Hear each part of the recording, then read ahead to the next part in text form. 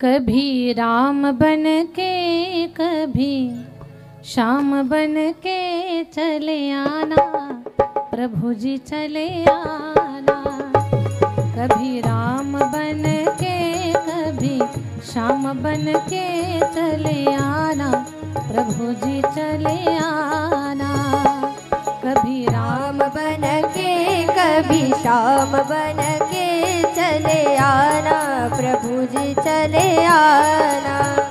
कभी राम बन के कभी श्याम बन के चले आना, प्रभु जी चले आना।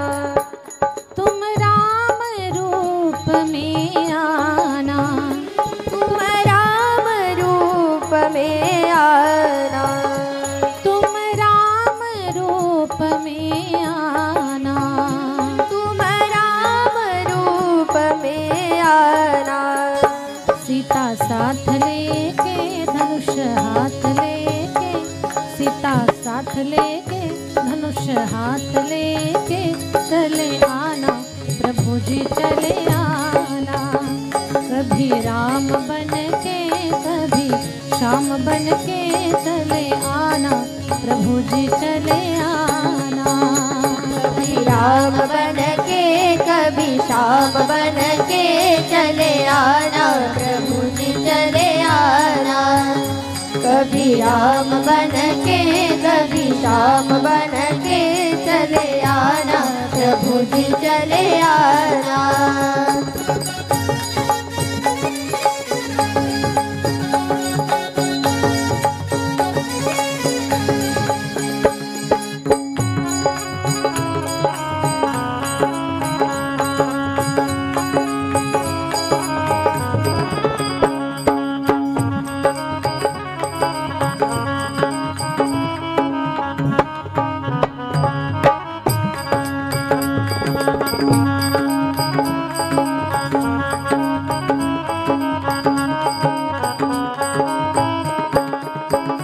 तुम शिव रूप में आना, तुम शिव रूप में आना।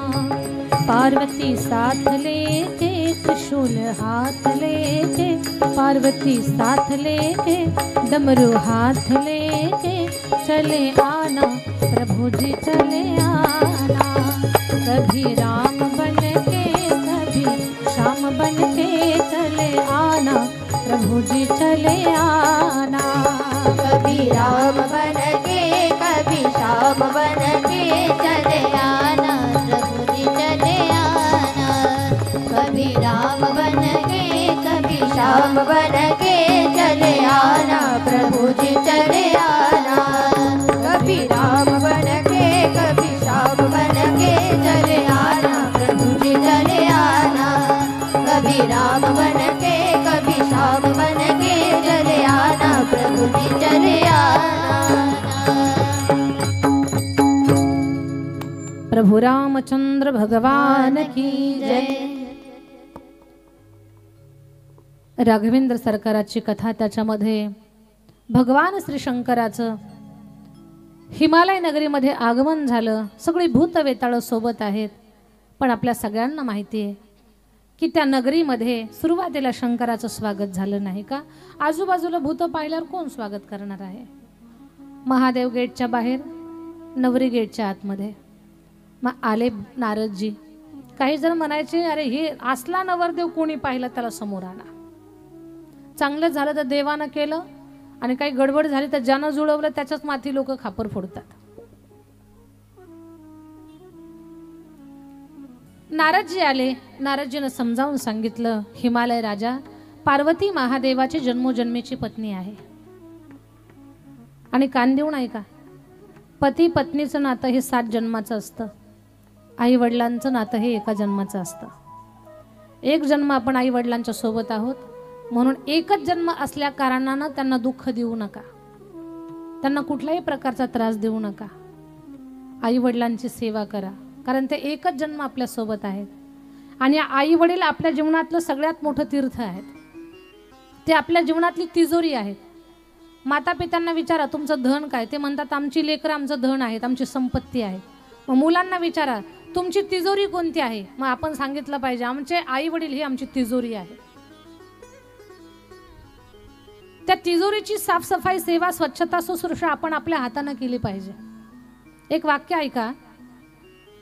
दिवाळीच्या वेळेला आपण तिजोरीची साफसफाई करतो. तिजोरीची साफसफाई करण्यासाठी पगारी माणूस ठेवता का हाताने करता? पगारी माणूस ठेवा ना. तिजोरीची साफसफाई करायला पगारी माणूस ठेवा ना. पण आपण पगारी माणूस नाही ठेवत, हाताने साफसफाई करतो. का? पगारी माणूस ठेवला तर सगळी सफाई करून जाईल. तिजोरीची साफसफाई जशी आपण स्वतःच्या हाताने करतो, अगदी तसंच आई वडील सुद्धा आपली खरी तिजोरी आहेत. त्यांची सुद्धा सेवा, साफसफाई आपण आपल्या हाताने करायची, पगारी माणसं ठेवायची नाही.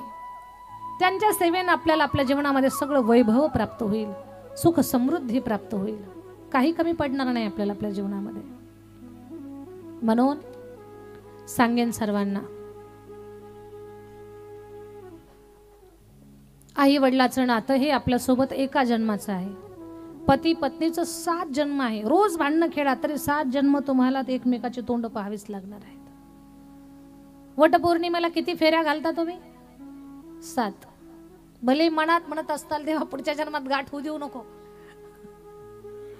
पण त्या 7 फेऱ्याचा अर्थ असा आहे 7 जन्म तुमची पुन्हा गाठभेट होणारच आहे. भांडणामध्ये म्हणताल पुढच्या जन्मात तोंड नको दाखवू असं म्हणताल, पण पुन्हा तोंड पाहावंच लागणार आहे. लग्न मंडपामध्ये हवन कुंडाला सुद्धा 7 फेरे घेतले जातात. वडाच्या झाडाला 7 फेरे घातले जातात. का? 7 जन्म तुम्हा दोघांचं नातं आहे, पती आणि पत्नीचं. भले ते हिरण्यकश्यपूचा अवतार असले तरी, आणि तुम्ही किती कयादू माता असले तरी तुमची गाठभेट होणारच आहे. सांगितलं ही महादेवाची जन्मोजन्मीची पत्नी आहे, दोघांना वेगळं करू नका. आणि मग नारदजीनं समजावून सांगितल्यानंतर लग्न लागलं. शिव पार्वती कैलासाला आले आणि मग आता माता पार्वती म्हणतात, स्वामी मागच्या जन्मामध्ये मला आठवण आहे की तुम्ही आणि मी रामकथा ऐकायला गेलो होतो. मी कथा ऐकली नाही, तुम्ही कथा ऐकली. मला ती रामरायाची कथा सांगा, राम जन्माची कथा सांगा, रामाच्या बालपणाची कथा सांगा.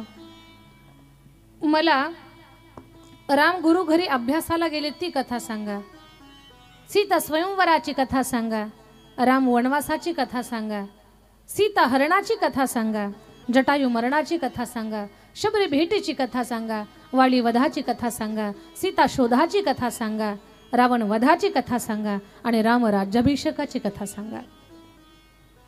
पार्वती कथा सांगा कथा सांगा म्हणता म्हणता तूच मला पूर्ण रामकथा सांगितली. स्वामी भलेही मी कथा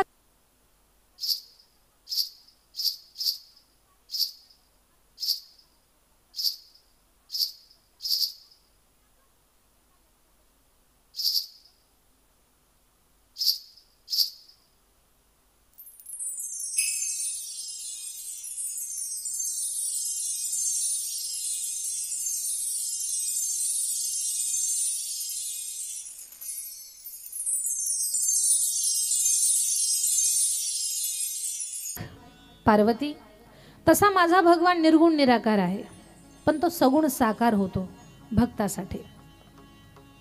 माझ्या भगवंताचे अनेक अवतार आहेत. त्याच्यातला राम अवतार कशासाठी? त्याची अनेक कारण आहेत. त्याच्यातलं पहिलं कारण म्हणजे जय विजय द्वारपालांना मिळालेला शाप. देवाच्या द्वारामध्ये जय विजय नावाचे द्वारपाल भगवान क्षीरसागरामध्ये विश्रांती करत होते आणि सनत कुमार दर्शनासाठी आले. जय विजय यांनी अडवलं. सनत कुमारांनी त्यांना शाप दिला. देवाच्या दारामध्ये देवा उभे राहता आणि देवाचं दर्शन घ्यायचं तर अडवता, शाप आहे आमचा तुम्हाला, तुम्ही राक्षस व्हाल. शाप दिला. भगवान श्री विष्णू बाहेर आले. सनत कुमारांना हे काय केलं तुम्ही? शाप दिला यांना. राक्षस होतील हे पण साधू संतांना त्रास देतील. देवा यांचा 3 जन्मामध्ये उद्धार होईल. मग यांची पहिली जोडी हिरण्याक्ष हिरण्यकश्यपू, दुसरी जोडी रावण कुंभकर्ण आणि तिसरी वक्रदंत शिशुपाल. त्यातली रावण कुंभकर्णाची जोडी मारण्यासाठी रामाचा अवतार. रामाच्या अवताराचं पार्वती दुसरं कारण ऐक. वृंदेनं दिलेला शाप.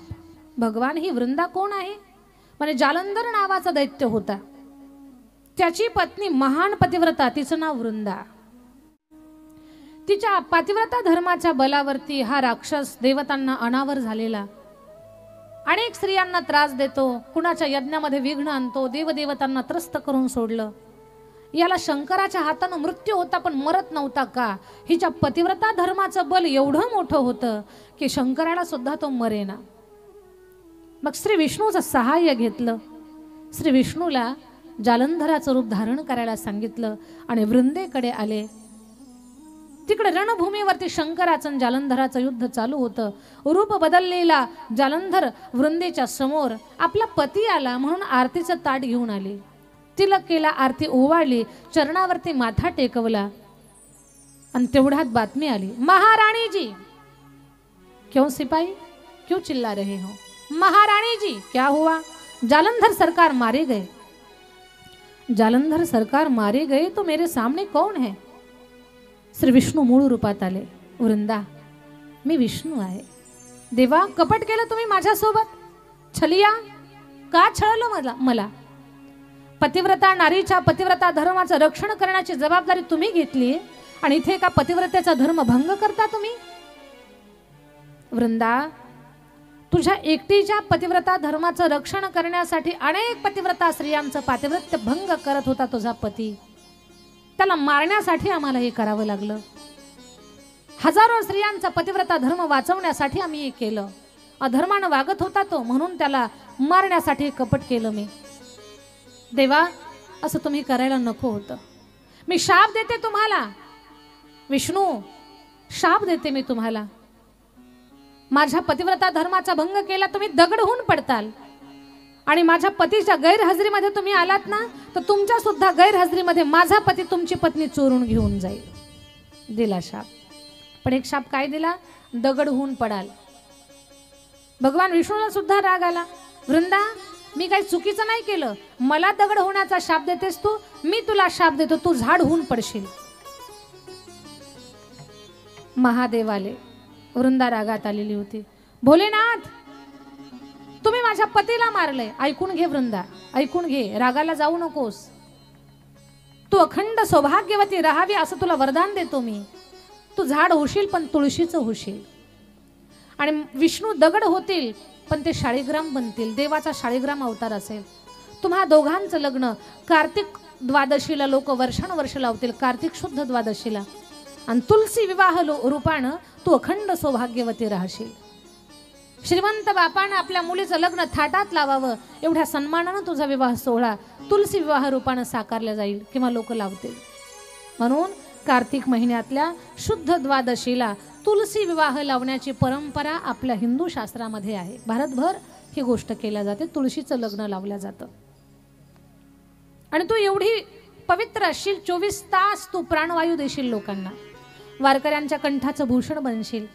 तुळशीचं पान जर पक्वान्नाला लावलं, तो नैवेद्य जर मला दाखवला किंवा तुळशीचं पान स्पर्श करून दाखवलेलं नैवेद्य श्री विष्णू काहीच न पाहता स्वीकारतील. म्हणून आजही देवाला नैवेद्य दाखवताना नैवेद्याच्या ताटाला तुळशीचं पान टाकलं जातं किंवा ठेवलं जातं. तो नैवेद्य भगवान परमात्मा स्वीकारतात. तुळस, तू तुळस होशील, फार पवित्र असशील. तुझं पानाचं सेवन करणाऱ्या लोकांचे बरेच आजार बरे होतील आणि तू विष्णुप्रिय असशील. तिला खूप वरदान दिले महादेवानं, पण ती म्हणते, देवा, खूप वरदान दिली तुम्ही मला, पण माझं मन काही शांत होत नाही. मी तुम्हालाही शाप देते. मी विष्णुप्रिय असेल, वारकऱ्यांच्या कंठाचं भूषण असेल, जिवंतपणे जे तुळशीचे पानं खातील त्यांचं आरोग्य चांगलं राहील, मेल्यावर तुळशीचं पान तोंडात ठेवलं तर ती लोक वैकुंठाला जातील. हे सगळं खरं आहे. भोलेनाथ, सगळ्या देवांच्या पूजेमध्ये चालेल मी, पण तुमच्या आणि तुमच्या परिवाराच्या पूजेत चालणार नाही. दिला शाप. म्हणून महादेवाच्या पूजेमध्ये तुळशीचं पान चालत नाही. तुळशीच्या रोपट्याखाली महादेव ठेवायचे नाहीत. बऱ्याच मावशांची ट्यूबलाईट पेटली असेल, आपला तिथंच मुक्कामाला आहे. आपला महादेव भले तुळशीच्या रोपट्याखाली असेल, उचला बाजूला ठेवा. बेलाच्या झाडाखाली महादेव चालेल, पण तुळशीच्या रोपट्याखाली नाही. तुळशीखाली शाळीग्राम ठेवा. महादेवाच्या अंगावरती तुळशीचं पान मंजुळा पडता कामा नये. तुळशीचा आणि महादेवाचा 36चा आकडा आहे. वर्षातला एकच दिवस आहे, त्या दिवशी महादेवाला तुळस आणि विठ्ठलाला बेलपत्र वाहतात. तो आहे वैकुंठ चतुर्दशीचा दिवस. त्या दिवशी वैकुंठाचे सगळे दरवाजे खुले असतात. त्या दिवशी महादेवाला तुळशीचं पान अर्पण करा आणि विठ्ठलाला बेलपत्र. वैकुंठ चतुर्दशीच्या दिवशी महादेवाचं पूजन करून पंचामृतानं महादेवाला अभिषेक करून गंध धूप दीप नैवेद्य सगळं केल्यानंतर एक मधाचं बोट लावून तुळशीचं पान महादेवाला अर्पण करा आणि एक बेलपत्र विठ्ठलाला अर्पण करा. दुसऱ्या दिवशी परत पूजा झाली, घरी या. दुसऱ्या दिवशी परत मंदिरात जा. महादेवाला वाहिलेलं तुळशीचं पान, विठ्ठलाला वाहिलेलं बेलपत्र काढून घ्या, एकदम स्वच्छ करा, मधाच्या डब्यात टाका आणि ते स्पर्श, तुळशीचं पान आणि बेलपत्र स्पर्श झालेलं मध, ते मध असं थोडंसं बोटभर आपल्या घरातल्या लहान लेकरांना चाटण्यासाठी द्या. ज्यांना वाणीचे दोष आहेत त्यांचे दोष निघून जातात. पण हे त्या दिवशी करायला पाहिजे, वैकुंठ चतुर्दशीचा दिवस. मग वैकुंठ चतुर्दशीचा दिवस कधी येतो माहिती आहे का? कार्तिक पौर्णिमा असते की नाही, कार्तिक पौर्णिमेच्या अगोदरचा दिवस तो वैकुंठ चतुर्दशीचा दिवस आहे.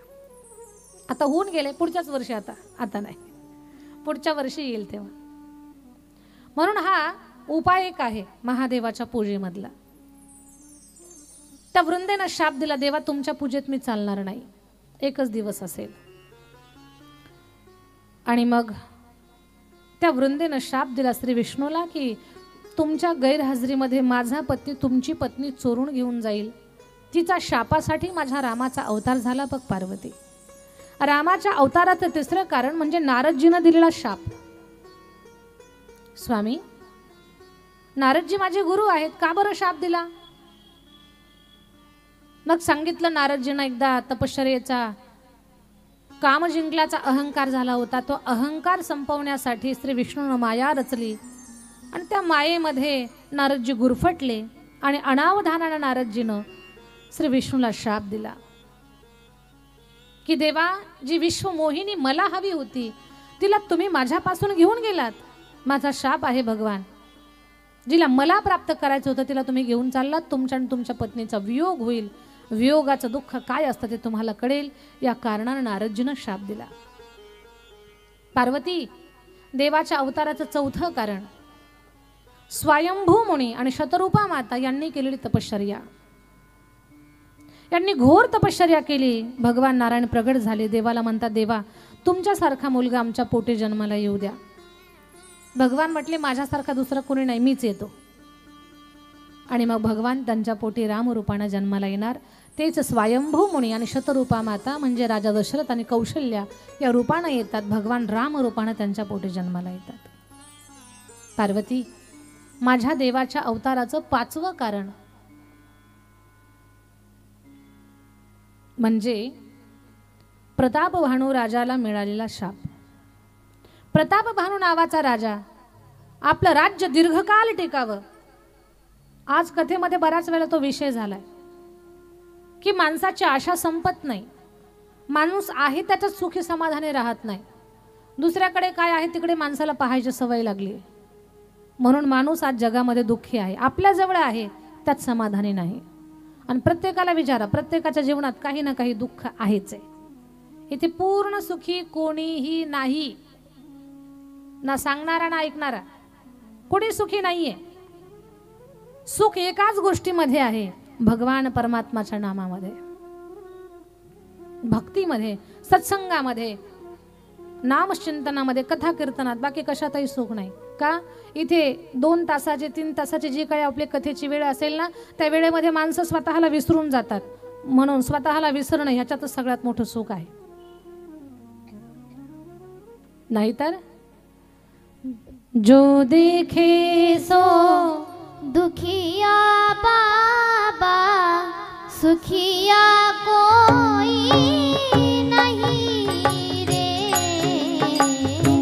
जो देखे सो दुखिया बाबा, सुखिया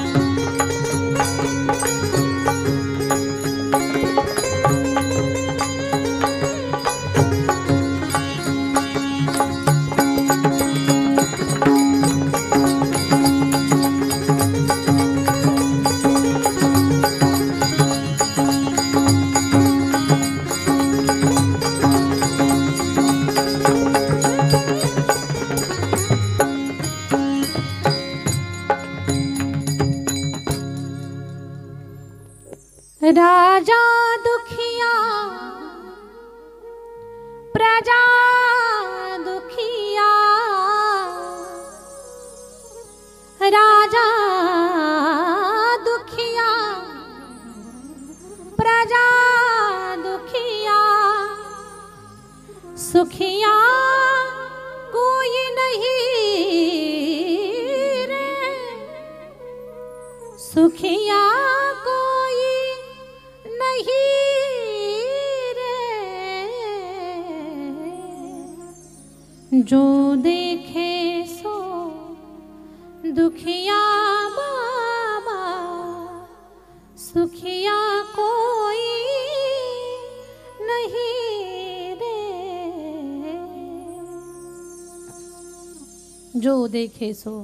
प्रत्येकाच्या पाठीमागे काही ना काही तणाव आहे. कुणाला मुलाचं दुःख, कुणाला मुलीचं दुःख, कुणाला मुलीचं दुःख, मुलीला मनासारखं स्थळ मिळेना त्याचं दुःख, मुलाचं कुठं जुळेना त्याचं दुःख, हाताला काम नाही त्याचं दुःख, मनासारखी नोकरी नाही त्याचं दुःख,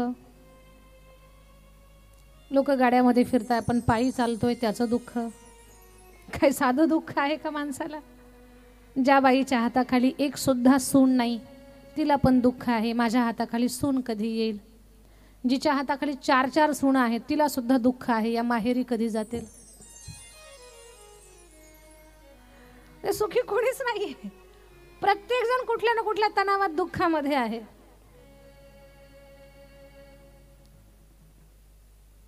पण या कथेच्या काळामध्ये आपल्याला दुःखमुक्त करते ही कथा. विसरतो आपण स्वतःला. त्या राजाला, प्रतापभानूला आस होती, मी एवढा मोठा व्हावा, चंद्र सूर्य असे तोपर्यंत माझं राज्य टिकावं. आणि हे माणसाचं अज्ञान आहे की खूप दीर्घकाळ आपणच सुखी राहिलो पाहिजे, आपल्या जीवनामध्ये सगळी सुख असली पाहिजेत, सगळं वैभव आपल्यालाच मिळालं पाहिजे आणि आपल्याच घराण्यात टिकून राहिलं पाहिजे, अशी अपेक्षा नाही ठेवायची. आता बा, आपण सुखी आहोत, जो पुढे येणार आहे तो त्याच्या प्रारब्धानुसार, कर्मानुसार येणार आहे. आपण कमावलेलं एक तर गमवल किंवा याला उन्नत करल, तो त्याच्या प्रारब्धाचा विषय आहे. आपल्याला वाटतंय आपल्याकडे जे आहे असं कायम टिकून आपल्याकडेच सगळं राहिलं पाहिजे. नाही, सुख दुःख जीवनामध्ये येणार आहेत. माझ्या ताई दादांनो, अनुकूल प्रतिकूल परिस्थिती प्रपंचात उभी राहत असते. आज खूप आपले सुखाचे दिवस आहेत, उद्या दुःख येईल. उद्या दुःख आलं, परवा सुख येईल. एक लक्षात ठेवायचं, खूप आनंद जर जीवनामध्ये असेल, खूप आपल्या जीवनामध्ये सुख असेल तर उन्मत्त व्हायचं नाही. आणि खूप दुःख आलं तर गोंधळून जायचं नाही. एक वाक्य आपल्या भिंतीवर, जिथे आपली सारखी नजर जाते तिथे लिहून ठेवा. एक वाक्य, हेही दिवस जातील. खूप दुःखाचे दिवस असतील तर ते वाक्य तुम्हाला आधार देईल. हे दिवस राहणार नाहीत, जातील. आणि खूप सुखाचे दिवस असतील तरीही ते वाक्य वाचा, हेही दिवस जातील, म्हणजे तुमचे पाय जमिनीवर राहतील. वाक्य माणसाला तारले, हेही दिवस जातील. सुख आणि दुःखामध्ये तुम्हाला स्थिर ठेवल. ही रामकथा आपल्याला सुख दुःखामध्ये बॅलन्स ठेवते, बॅलन्स स्थिर ठेवते आपल्याला. का? अयोध्येचं राज्य मिळणार होतं म्हणून राम काय असे उड्या मारत होते असं नाहीये, आणि वनवास भेटला म्हणून दुःखी झाले असं पण नाही. प्रत्येक आलेल्या प्रसंगाला राघवेंद्र सरकारानं हसत स्वीकारलंय. हे शिकायचंय आपल्याला रामकथेतून. प्रत्येक आलेल्या प्रसंगाला हसत स्वीकारता आलं पाहिजे आपल्याला.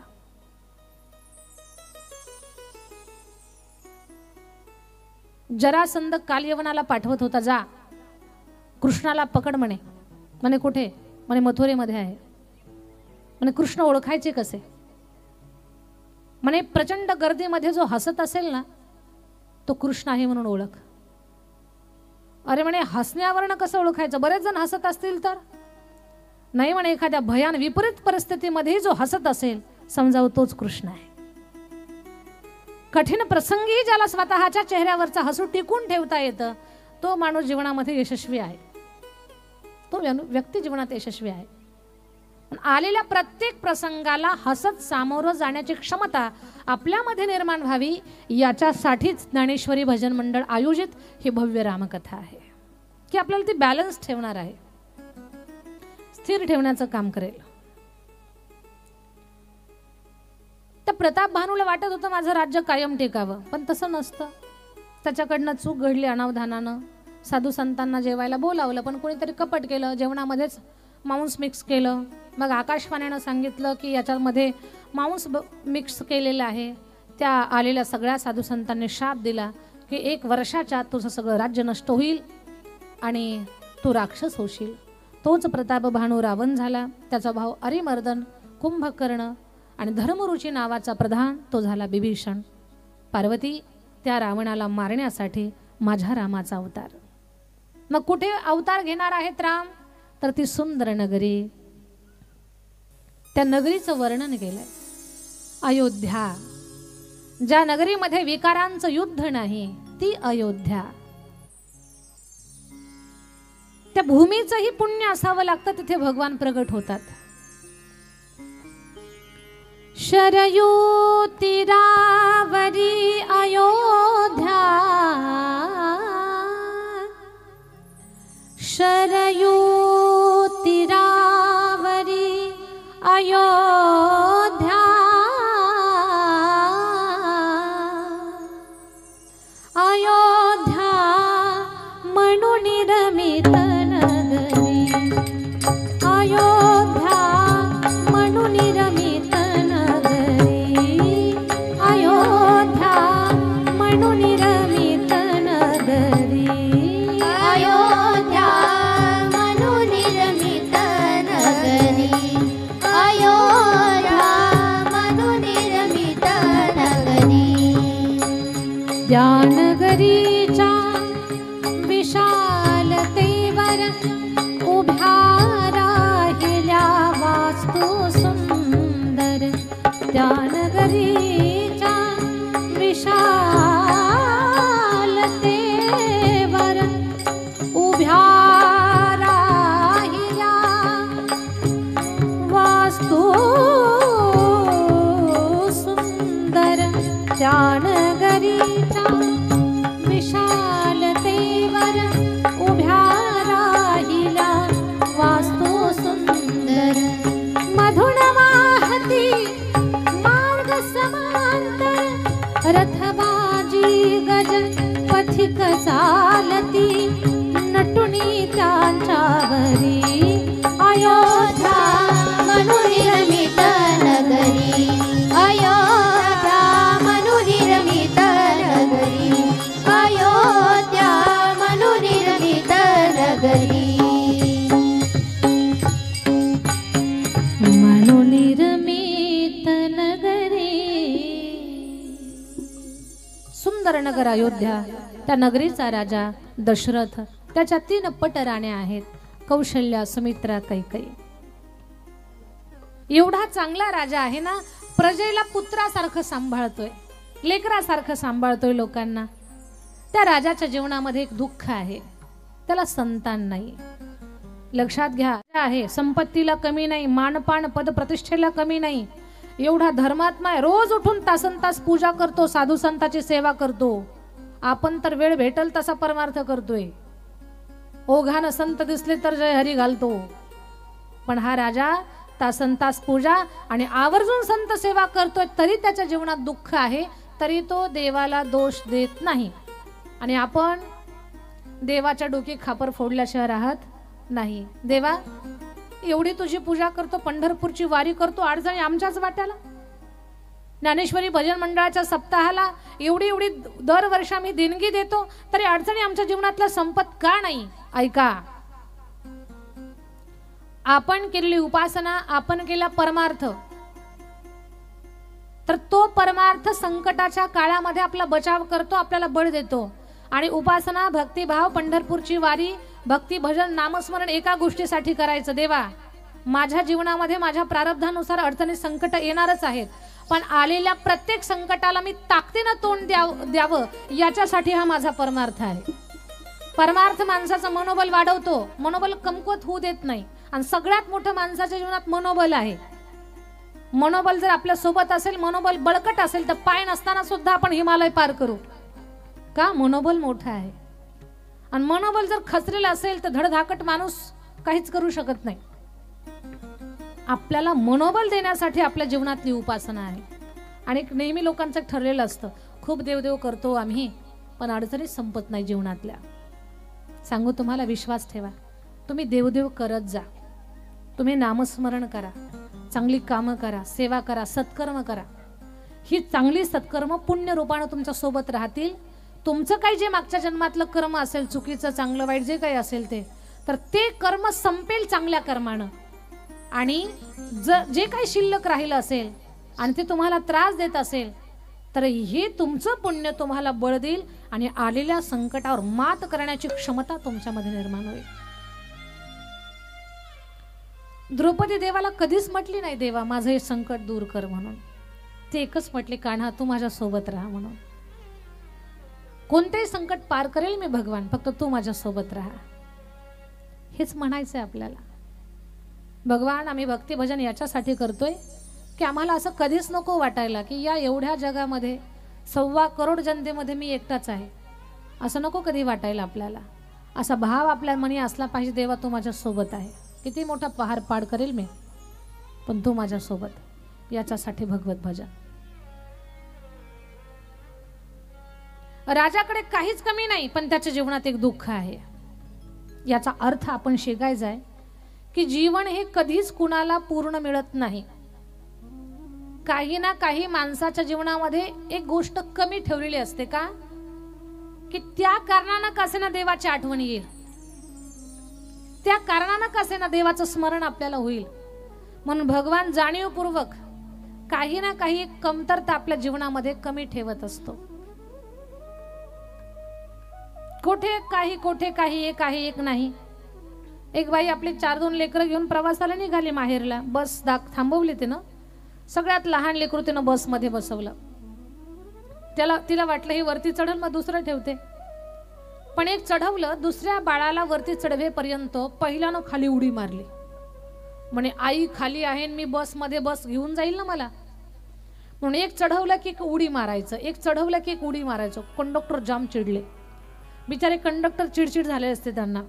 रोजच माणसं चढवा, खाली उतरा, तिकीट काढा, उरलेले पैसे द्या, इथे बेल वाजवा, तिथे थांबवा. यानं कंडक्टर चिडचिड चिडचिड करत असतात. फार खतरनाक ड्युटी आहे कंडक्टरची बरं का. आपल्यात कोणी असतील तर ते सोडून. फार कठीण ड्युटी आहे कंडक्टरची. जनावरं सांभाळलेली बरी पण माणसांना वागवायचं फार कठीण. खूप त्रास देतात लोक बसच्या प्रवासामध्ये. मग ते कंडक्टर वैतागले. म्हणे मावशी 4 लेकरं चढवायला तुम्ही अर्धा तास लावला. कुणाला ऑफिसला जायचं, कुणाला पुढच्या गाड्या पकडायच्या, कुणाचं कोर्ट कचेरीचं काम असतं, कुणाचं दवाखान्याचं काम असतं. तुमचं काय चाललंय, लेकर चढवायला अर्धा तास घालवता. म्हणे साहेब काय करू, लेकरं चढना. कंडक्टर म्हटले तुम्ही चढा म्हणजे टुपटुप वर चढतील. बाई म्हटली प्रयोग करून पाहते. ती चढली, लेकरं टुपटुप टुपटुप वर चढली.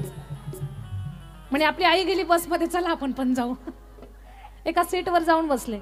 आता स्त्रीचा स्वभाव आहे, आपलीच लेकरं काही पाठीला घातली, काही सीट खाली घातली, काही आपली दुसऱ्याच्या जवळ ठेवली, ते पिशव्या ठेवांच्या जागेत काही घातली तिथं वरती.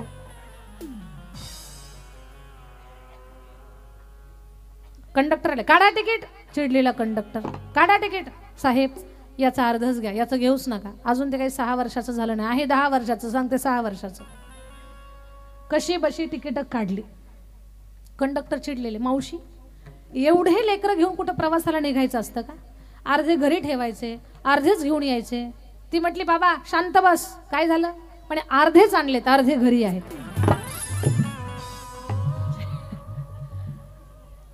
कुठे कुठे एवढी लेकरं डझनावरी आणि कुठे कुठे काहीच नाही. ही भगवंताची लीला आहे.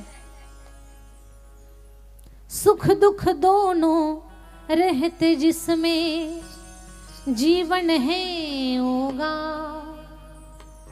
कभी धूप तो कभी छाव, कभी धूप तो कभी छाव. राजाच्या जीवनामध्ये सगळं आहे पण संतान नाही याचं दुःख. एक दिवस स्वप्न पडलं की स्वप्नामध्ये 2 पुरुष 1 स्त्री यांची हत्या झाली. स्वप्न दोष निवृत्तीसाठी राजा जंगलामध्ये गेला. तिकडे शिकार करू लागला. शिकार तर मिळाले नाही, पण श्रावणबाळ आणि श्रावणबाळाचे आई वडील यांच्या मृत्यूला कारण राजा दशरथ ठरला. शाप माथी घेतला राजा, तू आमच्या श्रावणाला मारलं. अरे जो आमचा म्हातारपणाचा आधार होता, आमच्या अंध माता पित्याची नजर होता, तो आमचा बाळ, त्या बाळाला मारलं तू राजा. आमचा शाप आहे तुला दशरथा. पुत्र वियोगाचं दुःख काय असतं हे नाही कळणार तुला, पण आम्ही सुद्धा मरताना शाप देतो दशरथा तुला. 4 पुत्र होतील, पण अंतकाळी एकही पुत्र तुझ्या जवळ राहणार नाही. पुत्र पुत्र पुत्र करून तुला मरावं लागेल आणि आठवेल तुला श्रावण बाळ आणि श्रावण बाळाचे आई वडील आठवेल तुला. राजानं शाप माथी घेतला. राज गुरुदेव वशिष्ठांकडे आला. वशिष्ठांना सांगितलं असा असा प्रकार घडला. वशिष्ठजीनं सांगितलं राजा शाप आहे, पण या शापातही तुला वरदान आहे. धन्य दशरथा तुला लाभला देव पित्याचा मान. तुझ्या पोटे देव अवतार घेणार आहे, जन्माला येणार आहे. पुत्र कामेशी नावाचा यज्ञ, त्या यज्ञामध्ये सुंदर त्या ठिकाणी यज्ञ मंत्र उच्चार चाललेले आहेत. यज्ञातून यज्ञ देवता प्रगट झाली, प्रसाद दिला. राजा भाग्यवान आहात तुम्ही, भगवान तुमच्या पोटे जन्माला येणार आहे. आणि मग तिन्ही राण्यांना समान भागामध्ये प्रसाद वाटून दिला. पण काही रुसली. काही लोकांना अवेळी रुसायची सवय असते. महिला मंडळानं कधी रडायचं नाही, कधी रुसायचं नाही. एवढ्या 2 गोष्टीचं पथ्य पाळा. आपल्या घरात लक्ष्मी टिकावी असं जर वाटत असेल तर घरातल्या स्त्रीनं कधीही रडायचं नाही. मग ती आई असेल, मुलगी असेल, बहीण असेल किंवा पत्नी असेल, स्त्रीनं कधीही रडायचं नाही. सुंदर भगवंतानं देह दिला, कशासाठी रडायचं? पण काही मावशांना खूप रडण्याची सवय असते. रडू नका. ज्या स्त्रीचा चेहरा घरामध्ये सदा प्रसन्न असतो तर ती स्त्री म्हणजे साक्षात घरातली लक्ष्मी आहे. आणि तिच्या त्या प्रसन्नतेमुळे घरामध्ये आलेलं धन लक्ष्मी टिकून राहते. घरात धन टिकावं असं जर वाटत असेल तर नेहमीच घरामध्ये प्रसन्न राहा, हसतमुख राहा. काही अवेळी रुसली आहे आणि काही म्हणते की मला सगळ्यात उशिरा शेवटी का दिला प्रसाद. तेवढ्यात एक घार आली आणि घारीनं हातातला प्रसाद घेतला, आकाश मार्गे गेली. अंजनी पर्वतावरती अंजनी माता तपश्चर्या करत होत्या, पुत्र प्राप्तीसाठी महादेवाचं ध्यान करत होत्या. घारीनं तो प्रसाद अंजनी मातेच्या हातात सोडला. तो प्रसाद सेवन केला. पिंड घारीने झडपिला, अंजनीने तो सेविला. हातातला प्रसाद घार घेऊन गेली म्हणून काही मा खूप रडू लागली. कौशल्य आणि सुमित्रा दोघींनी आपल्या प्रसादातला अर्धा भाग केला, कैकेयीला दिला. तिघींनी प्रसादाचं सेवन केलं आणि मग तिन्ही राण्या गर्भवती झाल्या. 9 महिने 9 दिवस पूर्ण होणार आहेत.